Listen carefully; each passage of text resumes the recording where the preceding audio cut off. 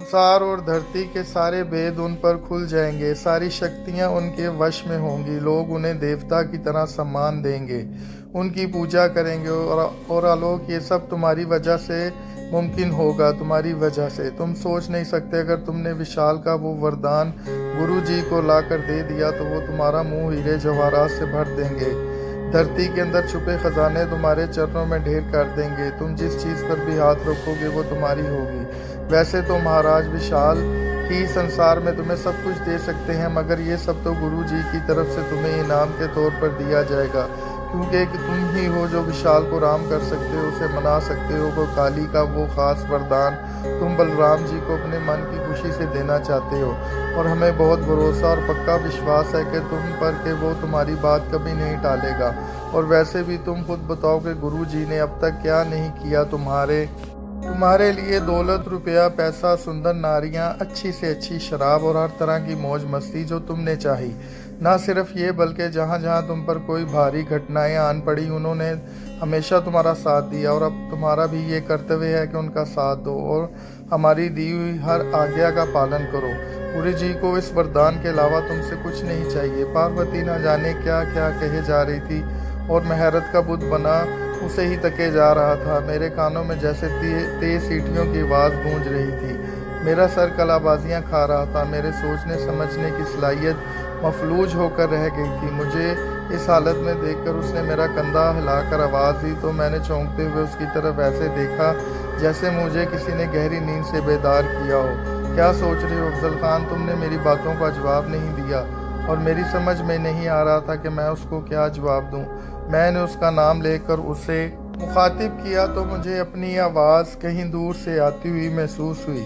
हाँ बोलो अफजल खान, चुप क्यों हो? जो मन में है कह डालो। मैं जानती हूँ तुम्हारे लिए इस बात पर विश्वास करना ज़रा मुश्किल है कि तुम ही आलोक हो, लेकिन ये सच है कि तुम्हारा दूसरा जन्म हुआ है, क्योंकि देवियाँ और देवता झूठ नहीं बोलते। और हाँ, मैंने तुम्हें बताया था ना कि मंजलिका देवी ने गुरु जी को एक समस्या वाली बात बताई थी। वो यही थी कि तुमने एक मुसलमान घराने में जन्म लिया है और शायद यही आखिरी परीक्षा काली माँ की तरफ से गुरु जी के लिए है, क्योंकि तुम एक मुसलमान हो, अपने खुदा की इबादत और उसका कलमा पढ़ते हो।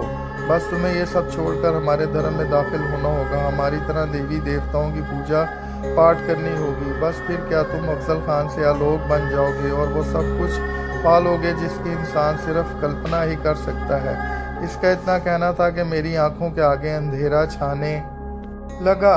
ज़मीन घूमती हुई महसूस हुई और मैं जैसे ही अपने पैरों पर खड़ा हुआ मुझे जोर का चक्कर आया कि मैं वहीं ज़मीन पर गिरकर बेहोश हो गया था। मेरी आंख खुली तो मैंने अपने आप को एक बड़े से हालनुमा कमरे में मौजूद पाया।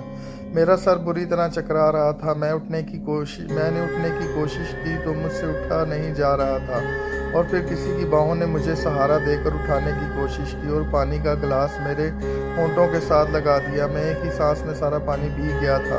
मेरी तबीयत कुछ संभली तो मैंने पूरी आंखें खोलकर वहाँ का जायज़ा लिया। मुझे उठाने वाली कोई और नहीं, उसी मंदिर की दासी रेखा थी। मैंने उसका शुक्रिया अदा किया और उठकर खड़ा हो गया, और जैसे ही पूरी तरह होश में आया तो मेरे पैरों के नीचे से ज़मीन निकल गई, क्योंकि ये वही हालनुमा कमरा था जो मुझे ख्वाब में नज़र आया था, जहाँ एक मासूम लड़की की गर्दन काटी गई थी। मेरे बिल्कुल सामने वही चबूतरा था जहाँ उसका धड़ रखा गया था, और चबूतरे के वसत में काली की वही मूर्ति नज़र आ रही थी। कमरे में वैसी ही जर्द रंग की रोशनी फैली हुई थी। मैं हैरान परेशान खड़ा इस कमरे को घूर घूर कर देख रहा था कि इतने में रेखा की आवाज़ आई। क्या देख रहे हो अफजल खान? और मैंने चौंकते हुए उसकी तरफ देखा और बोला, ये सब क्या है?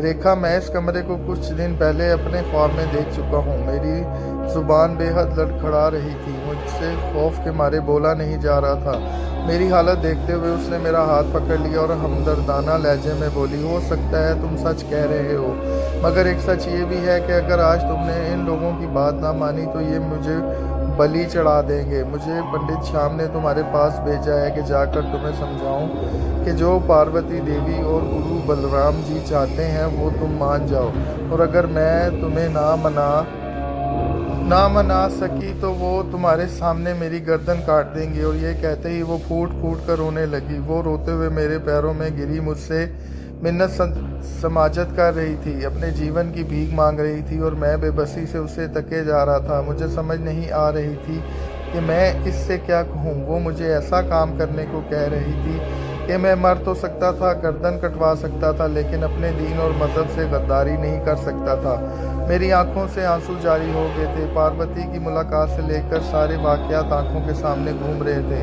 और मैं अपनी तमाम तर अय्याशियों और गलाजतों को याद कर के शर्म से ज़मीन में गड़ा जा रहा था। आरिफ की बातें याद आने लगी थी कि यार, बगैर मतलब के कोई किसी की मदद नहीं करता, कोई किसी को ऐसे ही रुपया पैसा नहीं पकड़ा देता। इन सब के पीछे कोई ना कोई मुफाद छुपा होता है और उसकी सारी बातें सच हो रही थी। हम लोग आवारगी और अय्याशी के इस कदर रसिया हो गए थे। रुपए पैसे देखकर हमारी आंखों पर पट्टी बंध गई थी और रेखा मुसलसल रोए जा रही थी कि इतने में कमरे का दरवाज़ा खुला और बलराम अपनी पूरी हैबत के साथ कमरे में दाखिल हुआ। उसके पीछे पार्वती, अशोक, श्याम शंकर और स्वामी भी दाखिल हो चुके थे। कमरे का दरवाज़ा बंद कर दिया गया था।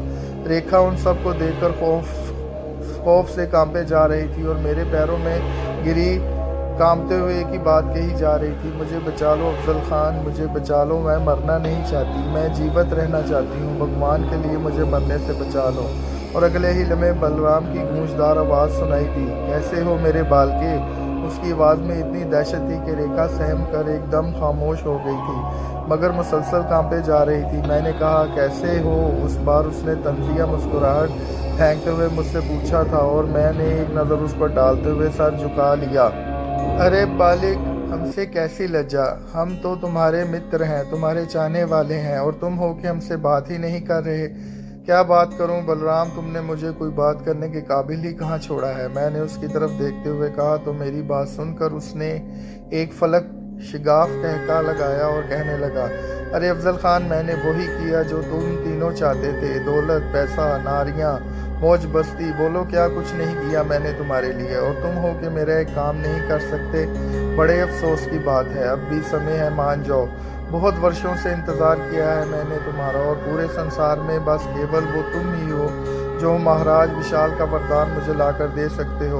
और तुम्हें तो पता ही होगा कि उसके लिए तुम्हें क्या करना होगा, और ये बात तुम्हें बताने की कोई ख़ास आवश्यकता नहीं, क्योंकि सारी बातें तो तुम पार्वती से सुन ही चुके हो।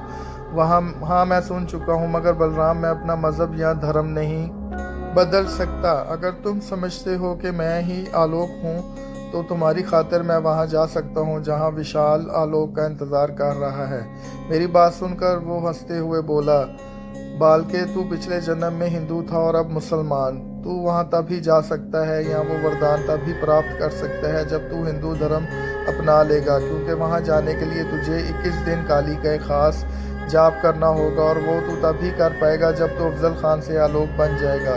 क्या समझा? तू अब जल्दी से फैसला कर ले क्या करना है, अब और समय नहीं है मेरे पास। ज़्यादा सोच विचार ना कर, इसी में तेरा फ़ायदा है, बल्कि हम दोनों का फ़ायदा है। और ये जो तेरे पैरों में पड़ी जीवन की दया मांग रही है, इसको भी अब तू ही बचा सकता है, नहीं तो वो सपना तुझे भूला नहीं होगा जो कुछ दिन पहले हमने अपनी शक्ति से तुझे दिखाया था। यही जगह थी ना वो, और उसकी इस बात पर मैंने हैरत और चौंकते हुए उसकी तरफ देखा था। क्यों चौंक गया ना बालके? तूने जो सपने में देखा था ना, वो सब सच था।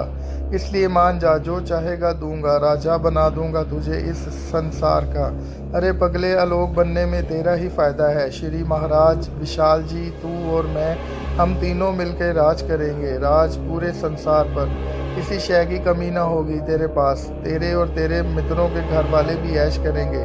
बलराम मुझे लालच पे लालच दिए जा रहा था, जबकि उसकी ये घनौनी बातें सुन के, और ख़ास तौर पर ये कि मैं इस्लाम छोड़कर एक हिंदू बन जाऊं, मेरे दिलो दिमाग में तेज़ आंधियाँ चल रही थीं, और मैं ये तहिया कर चुका था कि चाहे कुछ भी हो जाए, मेरी जान ही क्यों ना चली जाए, मैं इस जलील कमीने की बात कभी नहीं मानूंगा।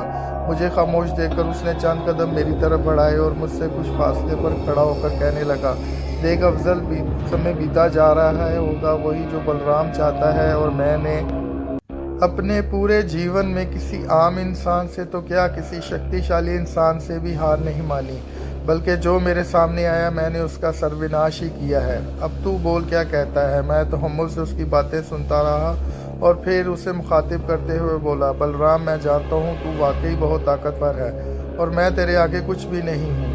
ना ही तुझसे और ना ही तेरी अनदेखी ताकतों से लड़ सकता हूँ। मैं जानता हूँ मैंने बहुत गुनाह किए हैं। मैं गलाजतों से लथड़ा एक बुरा इंसान हूँ। हाँ, हम अपनी वजह और लालच से तेरे जाल में फंस चुके हैं। मैं नहीं जानता मेरे बाकी दोनों दोस्तों का क्या हाल है। आज मुझे ये सब कुछ देखकर एहसास हो रहा है कि इंसान जब अपनी ख्वाहिशात और नफ्स का गुलाम बन जाता है तो बर्बादी और ज़िल्लत के सिवा उसे कुछ हासिल नहीं होता, और वो एक दिन अपने कर्मों की सज़ा ज़रूर पाता है। और शायद आज मेरा भी वो वक्त आ चुका है। मैं तुझसे दिया की भीख बिल्कुल नहीं मांगूंगा। तेरा जो दिल चाहे मेरे साथ सलूक कर, लेकिन एक बात याद रखना, चाहे कुछ भी हो जाए, मैं अपना धर्म किसी के लिए भी नहीं बदलूंगा। चाहे दुनिया जहान की दौलत तू मेरे कदमों में निछावर कर दे, या मुझे मौत की नींद सुला दे, मुझे कोई परवाह नहीं। कुछ भी हो, मेरे अंदर ईमान की ताकत अभी बाकी है।